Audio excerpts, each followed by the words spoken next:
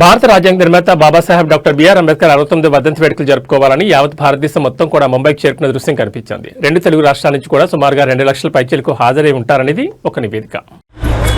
అందరికీ కూడా జై భీమ్. మరి ఇక్కడ మనం మహారాష్ట్రలోని దాదర్ దగ్గర చైత్రభూమి వద్ద ఉన్నాం. ఇక్కడ మన ఆంధ్ర నుంచి వచ్చినటువంటి తెలుగు బాబాసాహెబ్ వారసులు ఉన్నారు. మరి వారిని అడిగి తెలుసుకుందాం, ఎందుకు వచ్చారు అసలు ఇక్కడికి, ఇక్కడ రావడానికి గల కారణం ఏంటి, వారు ఏ విధంగా బాబాసాహెబ్ స్ఫూర్తి పొందారు అన్నటువంటి విషయాలను వారి దగ్గర తెలుసుకునే ప్రయత్నం చేద్దాం. తెలుగు వారు ఉన్నారు ఇక్కడ. సార్ చెప్పండి, మీరు ఎక్కడి నుంచి వచ్చారు, ఎందుకు వచ్చారు అసలు ఇక్కడికి, ఇక్కడ రావడానికి గల కారణం ఏంటి? మొదటగా జేబీఎం అండి. మేము ఒక 1100 కిలోమీటర్ల అవతల ఆంధ్రప్రదేశ్లో మచిలీపట్నం దగ్గర ఉన్న doctor BR Ambedkar school of excellence నుంచి ఇక్కడికి వచ్చాం.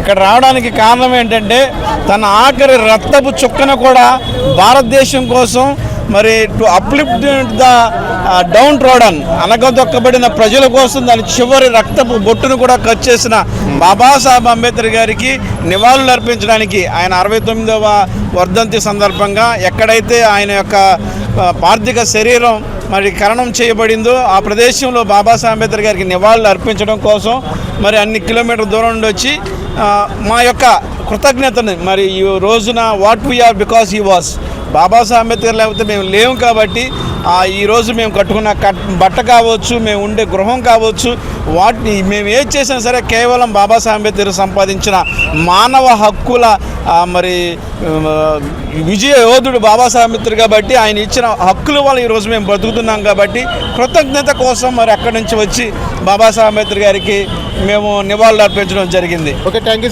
సార్. మరి అలాగే ఇక్కడ చూడండి, మీరు గమనించినట్లయితే తెలుగు టీషర్ట్ వేసుకుని కూడా ఇక్కడికి వచ్చి మన ఈ మహారాష్ట్ర మహానగరంలో మరి తెలుగు ఖ్యాతిని ఇక్కడ ప్రతిష్ఠిస్తున్నారు. మరి సార్తో ఒకసారి, సార్ మరి మీరు తెలుగు టీషర్ట్ వేసుకుని ఈ మరాఠీ రాష్ట్రంలో మరి మీరు వచ్చారు, మరి మీరు మీ ఎక్స్పీరియన్స్ ఎలా ఉంది? కొంచెం ఇది భరించరాని బాధాకర సమయం. భూమి ఆకాశాలు గగన మండలు గుండెలు చీల్చుకొని దళిత జాతులను రక్షించడానికి వచ్చిన రక్షకుడు, మన అందరి రక్షకుడు, కుల మత వర్ణ భేదాలతో సంబంధం లేకుండా సమస్త జీవ కోటిని రక్షించిన రాజ్యాంగ అధినేత డిసెంబర్ 26వ తారీఖున మళ్ళీ విడిచిపెట్టి వెళ్ళిపోయారని అనుకుంటున్నారా? మనందరూ గుండెల్లో ఉన్నాడు.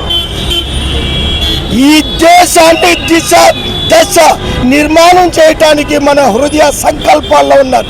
ఎందుకంటే మేము ఎక్కడో ఆంధ్రప్రదేశ్ నుంచి ఈ పట్టణానికి ఇప్పటికీ మేము 3వసారి రావడం జరిగింది. ఎప్పుడు చూసినా నవ విధానం. మా బాబాసాహెబ్ అంబేద్కర్ చచ్చిపోవాలా, ఆయన జీవించి ఉన్న కాడి నుంచి మరణించేంత వరకు యాత్ర చేశాడు, అక్షర యజ్ఞపు యాత్ర. మరి ఇక్కడ సుమారుగా 1100 కిలోమీటర్ల నుంచి మీరు జర్నీ చేసుకుంటూ వచ్చారు కదా, ఈ మహారాష్ట్ర రావడానికి సుమారుగా మన ఇటు మీకు వచ్చిన అటు ఆంధ్ర తెలంగాణ నుంచి సుమారుగా ఎంతమంది ఇక్కడికి వచ్చారని మీరు భావిస్తున్నారు? రమారవి 35,000 జన సమూహం, ఇంకా లెక్క సత్యం కాని జన సంఖ్య, ఇంకా భూమి ఇంకా దళిత బిడ్డల్ని ఇంకా ప్రసవిస్తూనే ఉంది.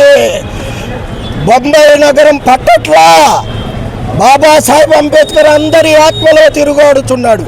ఏ సినీ నటుడికి, ఏ దేవునికి లేని అద్భుత ప్రేమ వారు మా హృదయాల్లో ఏమి లేదండి. ఏ దేవుళ్ళని అయినా ఏదో కోరిక కోరుతాం, కానీ మేము కోరుకునేది ఒకటే, మాకిచ్చిన ఓటు హక్కు ద్వారా రాజ్యాంగపు మాస్టర్కి తీసుకొని తీరుతాం, సాధిస్తాం. అందుకే ఈ సంకల్ప యాత్ర. మరి వింటున్నారుగా, ఇక్కడ తెలుగు రాష్ట్రాల నుంచి కూడా సుమారుగా 35,000-40,000 మంది, అంటే ఒక అంచనా ప్రకారం ఇది ఇంకా ఎక్కువే రావుండవచ్చు. ఎందుకంటే ఇక్కడ 10 లక్షల పైన జనాలు ఉన్నారు కాబట్టి మరి ఈ యొక్క 10 లక్షల జనాల్లో మరి 35,000 అంటే ఒక ఆవగింజలు 60వ భాగం అని అంటారు. మరి అలా కాకుండా వీళ్ళ అంచనా సుమారుగా అంటే వీళ్ళకి పరిచయ ట్రైన్లో వచ్చేటప్పుడు కానీ పరిచయస్తులు కానీ వీళ్ళందరూ కూడా సుమారుగా 35,000 మంది అంటున్నారు. కానీ ఇంకా సుమారుగా ఆంధ్ర తెలుగు రాష్ట్రాల నుంచి మన అంచనా ప్రకారంగా ఇక్కడ జరుగుతున్న ప్రచారం ప్రకారం ఒక 2 లక్షల మంది ఇక్కడికి వచ్చి ఉంటారని భావిస్తున్నాము.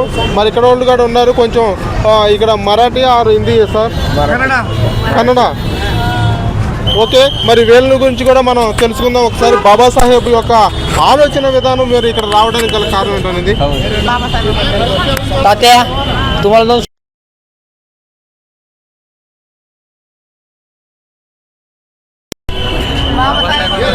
बंटी भाऊ इथे तुझ बोल नाही जमू तुम्हाला इथे बंटी भाऊ ఓకే ఓకే బాయ్.